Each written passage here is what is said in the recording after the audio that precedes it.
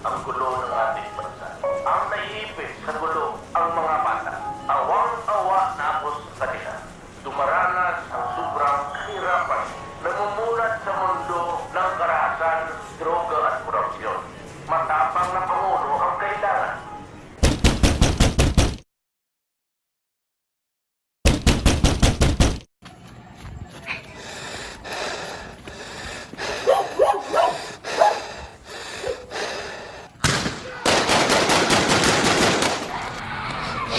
Wala po, wala po. Wala po siyang kinalaman sa droga. Bakit yung ganun mga ano, patay na lang ng patay?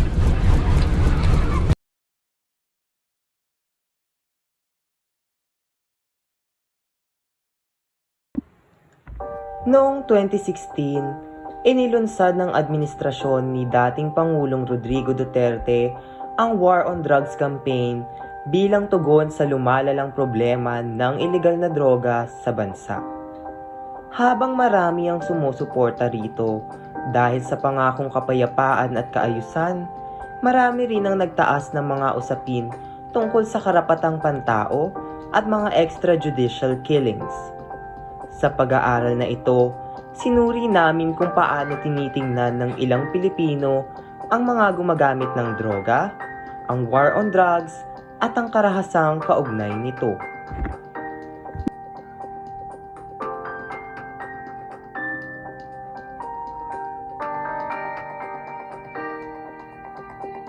Mula sa sarili. Ang adik kasi parang walang direksyon ng buhay. At syempre, pag sinabi mong adik, hindi natin alam kung saan siya adik. Pero pag sinabing adik, laging drugs ang naiisip natin. Bawal na ganyan. Isang cancer sa lipunan. Yung pagiging drugs addict talaga, o yung drugs na yan, talagang nakakasira yan sa pamilya. Sorry. Okay lang po. Sa inyo naman. Sa akin kasi, addiction, yun yung, pag sinabi na kasing addict, hindi mo na mapigilan yung sarili mo na gawin yung bagay na yun. At as in, wala ka ng control, gagawa ka na ng masama. Kahit masama gagawin mo, magawa mo lang yung gawain na kina-addictan mo. Ang narasa ko lang ako yan, narasa, pero isa lang ako. Kaya lang yun, masap ka, wala na ako, ayaw wala ko. Ang isip ko kasi kasi, anong adrenaline, hindi ka mabilis sa pagod. At oh my God. Madalas na iniuugnay ang mga gumagamit ng droga sa krimen, karahasan, kawalan ng kontrol sa sarili, at pagkasira ng pamilya.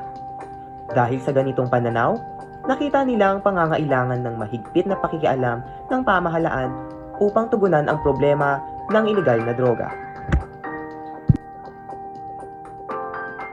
Ang panahon ni Duterte, siyempre, natuwa ako noon dahil nagkaroon ng war on drugs. Maraming yung, kasi nakakatakot talaga nung may addict sa paligid. Totoo lang, hindi ka rin mapapanapan kapag alam mo yung tao yun, addict, tapos lalo na alam mo na gumagamit na siya ng karahasan. Maganda yung ano yan? War on drugs. Oo. War on drugs. Oo. Bakit po? Paano po naging maganda po Oo siya? naman, para naman, tingnan mo naman, para naman manatiling maayos ang komunidad natin sa katahimik. Kasi dito bilang chairman, nagustuhan ko yun kasi marami siyang na-rape, napakulong. Dito wala naman napatay, napakulong. Nabawasan yung consumption dito mismo sa lugar. Ang mali lang kasi ni Duterte, hindi niya talaga tinumbok yung malalaki. Kasi saan ba manggagaling yung maliit, di ba, sa malalaki? Na dapat yun ang una nilang tinimbok. Unang-una, yung natigilap sa bishop na yan. Oo, pinakalas-lap ko yan. Sangayin na talaga ako. Medya na lang kasi. Kahit sa naman bansa, problema yan eh. Isip ko pa yung presidente yung may pangit. Kaya yung pagkain.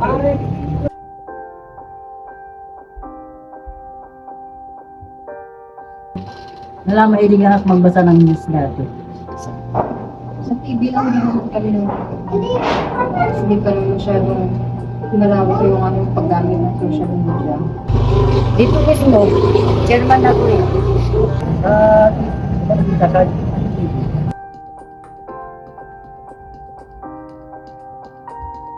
Ito, kung may makikita kami gano'n, doon naman, kasi minsan lalo na sa TV, minsan okay din yung nagbabalita eh.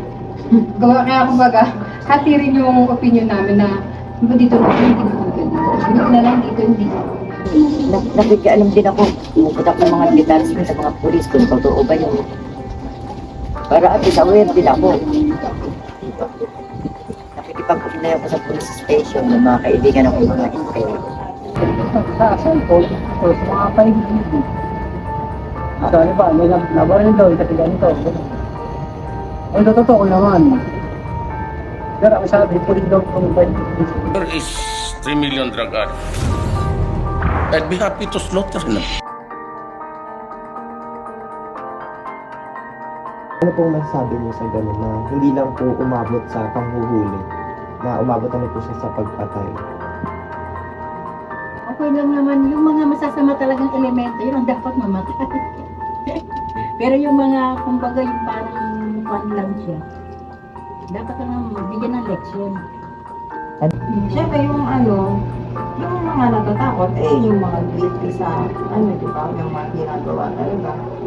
Pero kung para yung sa amin na wala naman ginagawa para sa kaligtasan ng pamilya, para masaging okay talaga nung panahon na yun.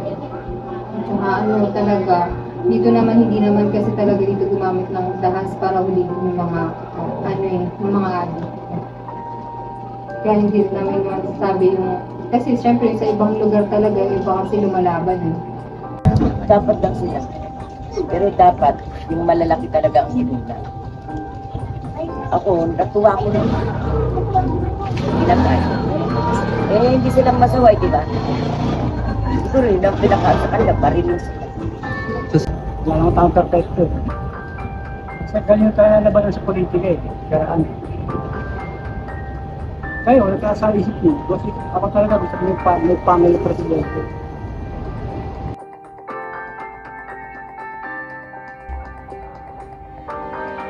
Religious po ba kayo? Oo.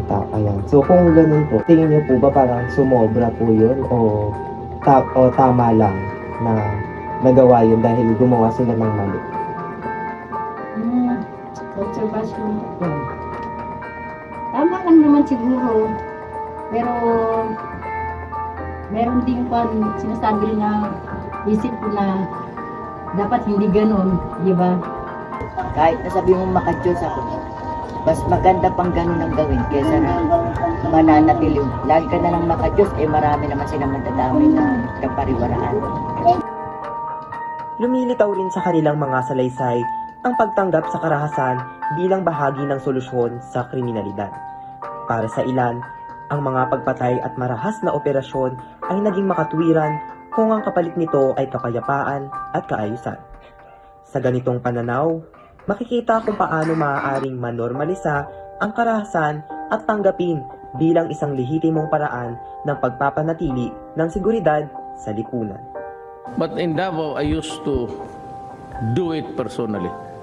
Just to show to the guys that if I can do it, why can't you?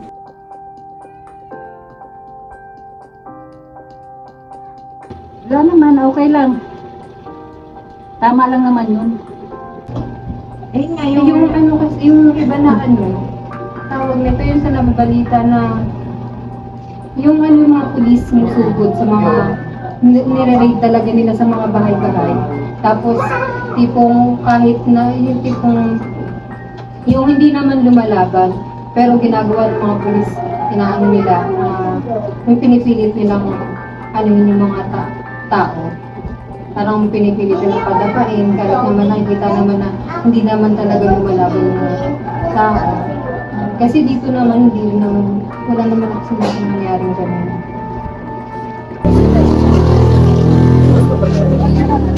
Kasi dito bilang chairman, Nagustuhan ko yun kasi marami siyang na-rape, napakulong.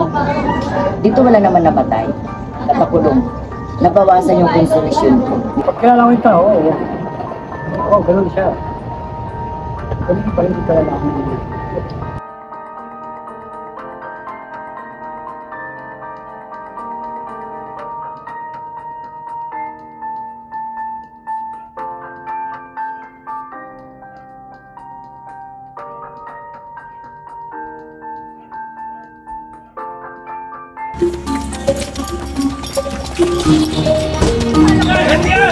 Kinukwento ko na yung kagandahan ng pamamahala ni Presidente Duterte, lalo na tungkol sa drugs.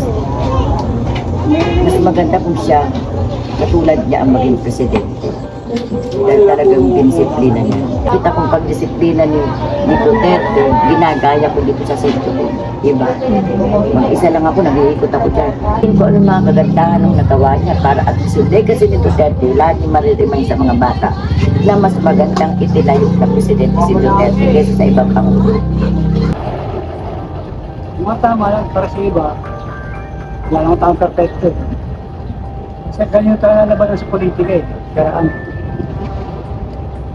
kayo, nagkasa isip niyo. Kasi ako talaga gusto ko may family presidente. Ano, ito na lang po, last na tanong naman po.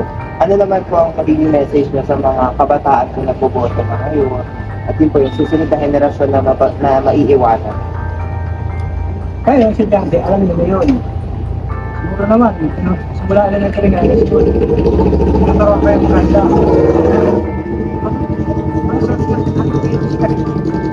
Masakit ang katotohanan. Pero kailangan ko na purihin yung tao na kayo.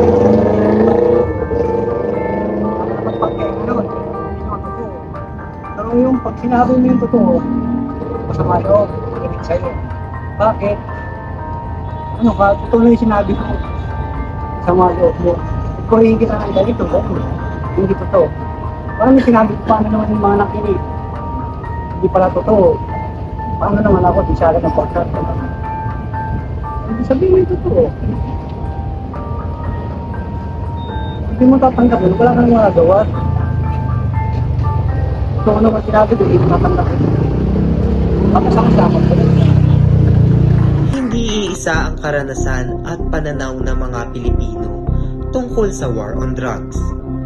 Para sa ilan, ito ay seguridad, disiplina at pagbabago. Sa kabilang banda, nananatiling mabigat ang usapin ng karahasan at karapatang pantao dahil kaakibat nito ay ang pagdurusa. Ngunit sa magkabilang panig, iisang katotohanan ang nananatili.